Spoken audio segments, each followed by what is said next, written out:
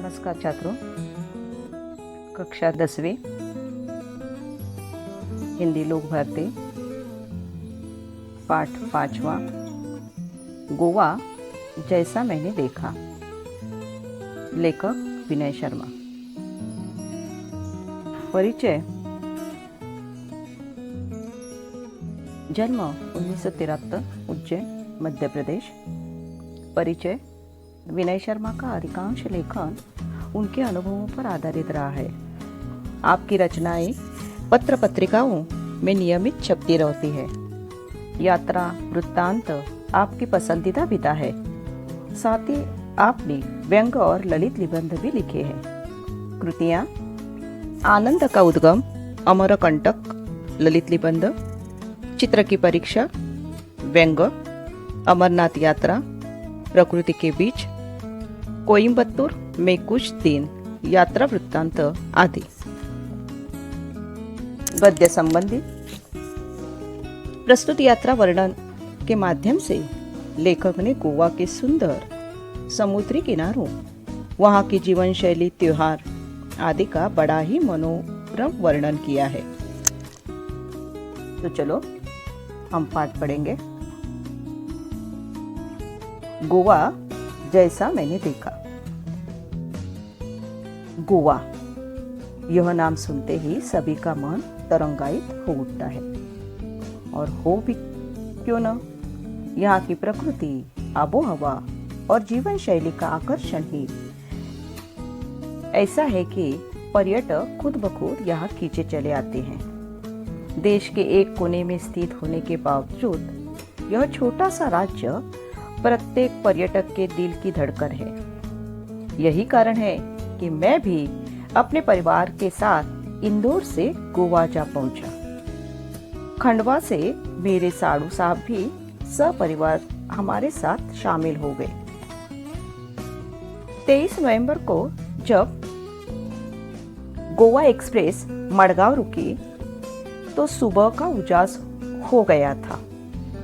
एक टैक्सी ने हॉर्न ने मेरा ध्यान उसकी ओर खींचा और हम फटाफट उसमें बैठ गए। टैक्सी एक पतली सी सड़क पर दौड़ पड़ी। शीतल हवा के झोंकों से मन प्रसन्न हो गया और यात्रा की सारी थकान मिट गई। मैं सोचने लगा कि पर्यटन का भी अपना ही आनंद है। जब हम जीवन के कई सारी यात्राएं से जूझ रहे हो तो उनसे निजात पाने का सबसे अच्छा तरीका पर्यटन ही है। बदले हुए वातावरण के कारण मन तरोताजा हो जाता है तथा शरीर को कुछ समय के लिए विश्राम मिल जाता है।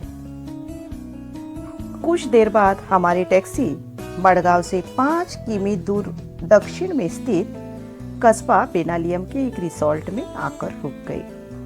यह रिसोर्ट हमने पहले से ही बुक कर लिया था, इसलिए औपचारिक खाना पूर्ति कर हम आराम करने के इरादे से अपने अपने सूट में चले गए। इससे पहले कि हम कमरों से बाहर निकले, मैं आपको गोवा की कुछ खास बातें बता दूं। दरअसल गोवा राज्य 2 भागों में बटा हुआ है, दक्षिण गोवा जिला तथा उत्तर गोवा जिला। इसकी राजधानी पणजी मांडवी नदी के किनारे स्थित है। यह नदी काफी बड़ी है तथा वर्षभर पानी से भरी रहती है। फिर भी समुद्री इलाका होने के कारण यहाँ मौसम में प्रायः उमस तथा हवा में नमी बनी रहती है। शरीर चिपचिपाता रहता है, लेकिन मुंबई जितना नहीं, क्योंकि यहाँ का क्षेत्र हरी तेमा से भरपूर है। फिर भी धूप तो तीखी ही होती है। यो तो गोवा अपने खूबसूरत सफेद रेतीले तटों, महंगे होटलों तथा खास जीवन शैली के लिए जाना जाता है, लेकिन इन सब के बावजूद यह अपने में एक सांस्कृतिक विरासत भी समेटे हुए हैं। यहाँ की शाम बड़ी अच्छी होती है, तो चलो इस शाम का आनंद लेने के लिए बेनालियम बीच की ओर चले। आप भी चले, क्योंकि बहुत ही खूबसूरत तथा शांत जगह है बेनालियम। दिन भर की थकान तथा उमस भरी गर्मी के बाद शाम को बीच पर जाना बड़ा अच्छा लग रहा था। रिसोर्ट से बीच की दूरी कोई 1 किमी ही थी, लेकिन जल्दी जल्दी चलने के बाद भी यह दूरी तय हो ही नहीं पा रही थी। अरब सागर देखने का उत्साह बढ़ता ही जा रहा था। तभी अचानक लहरों की आवाज सुनाई दी, जो किसी रणभेदी की तरह थी। हम सभी दौड़ पड़े। सड़क पीछे छूट गई थी, इसलिए रेत पर तेजी से दौड़ना मुश्किल हो रहा था। फिर भी धंसे हुए पैरों को पूरी ताकत से उठा उठा कर भाग रहे थे। खूबसूरत समुंदर देखते ही मैं उससे जाकर लिपट गया।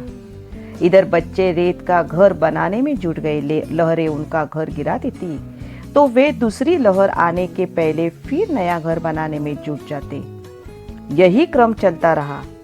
मैंने इन बच्चों से सीखा कि जीवन में आशावाद हो तो कोई काम असंभव नहीं है। शाम गहराने पर हम किनारे पर बैठ गए, मानो हर लहर कह रही हो कि बनने के बाद मिटना ही नियति है। यही जीवन का सत्य भी है। यहाँ एक मजेदार दृश्य भी देखने को मिला। लहरों की आवाज के बीच पक्षियों की टी टी टी की आवाज भी अपना आपका ध्यान अपनी ओर खींच लेती है।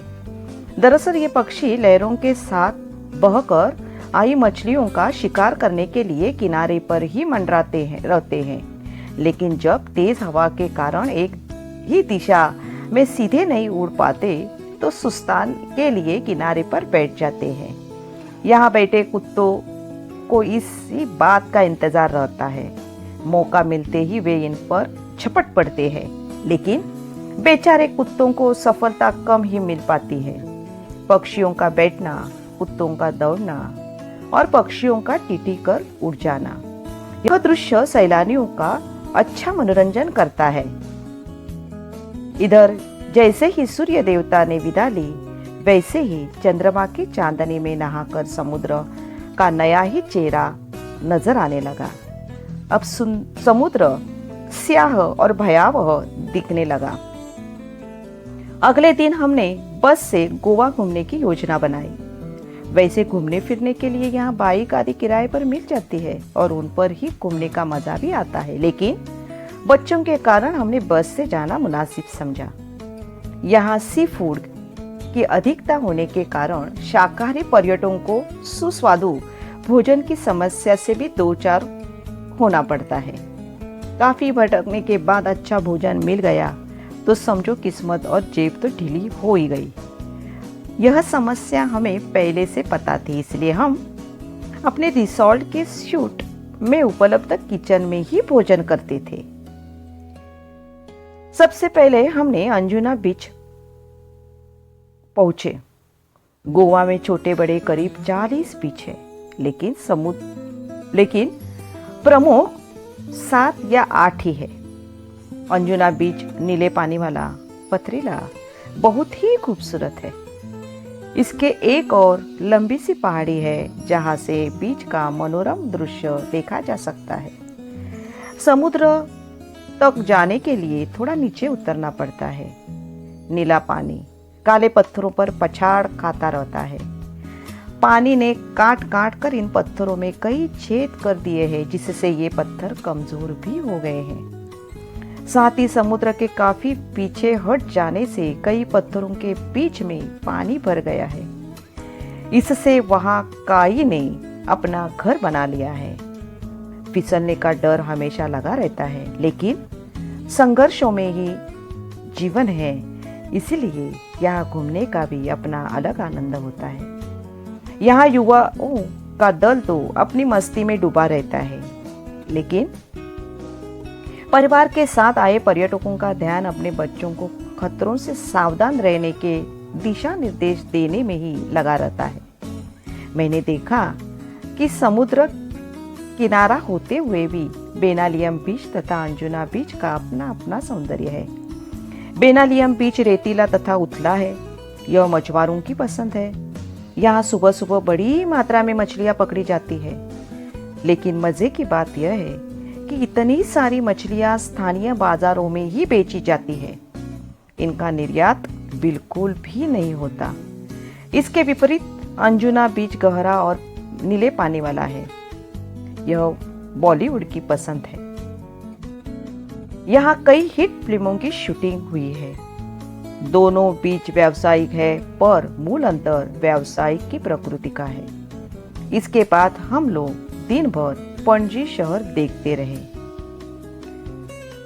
घूम फिर कर शाम को हम कलिंगुड बीच पर पहुंचे। यह काफी रेतीला तथा गोवा का सबसे लंबा बीच है, जो 3 से 4 किमी तक फैला है। यहाँ पर्यटक बड़ी संख्या में आते हैं। यही कारण है कि यह स्थानीय लोगों के व्यवसाय का केंद्र भी है। यहाँ कई प्रकार के वाटर स्पोर्ट्स होते हैं, जिनमें कुछ तो हैरत अंगेज है, जिन्हें देखने में ही आनंद आता है। आप भी अपनी रुचि के अनुसार हाथ आजमा सकते हैं। मैंने कई खेलों में हिस्सा लिया, लेकिन सबसे अधिक रोमांच पैराग्लाइडिंग में ही आया। काफी ऊंचाई से अथाह जलराशि को देखना ही जितना विस्मयकारी है, उतना ही भयावह भी।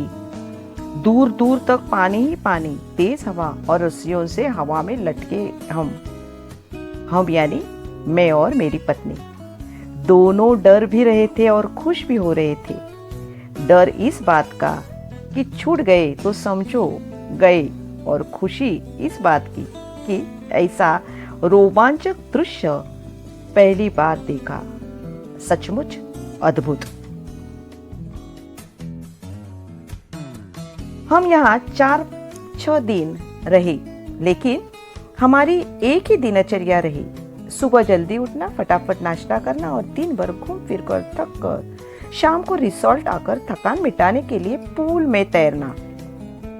एक दिन कोलवा बीच पर हमने बोटिंग का भी आनंद लिया।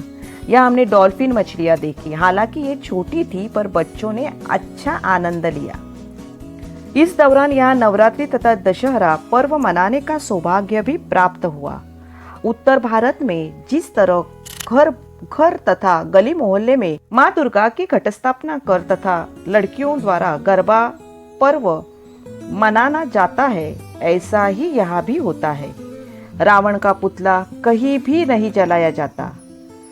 सुबह से ये लोग अपने वाहनों की सफाई कर उनकी पूजा करते हैं और शाम को भगवान की एक पालकी मंदिर ले जाई जाती है। इसके बाद एक पेड़ विशेष की पत्तियां तोड़कर लोग एक दूसरे को देकर बधाई देते हैं। सबकी अपनी अपनी सांस्कृतिक परंपरा है। इतने कम दिनों में मैं गोवा को पूरा देख समझ तो नहीं पाया, पर इतना जरूर समझ गया कि पश्चिमी फैशन और सभ्यता में रचा बसा होने के बावजूद यह भारतीय संस्कृति को पूरी तरह से आत्मसात किए हुए है। पर्यटक फैशन के रंग में कुछ देर के लिए भले ही स्वयं को रंग कर चले जाते हो, लेकिन स्थानीय लोग अपनी सांस्कृतिक परंपरा की उंगली अब भी पकड़े हुए हैं। धन्यवाद।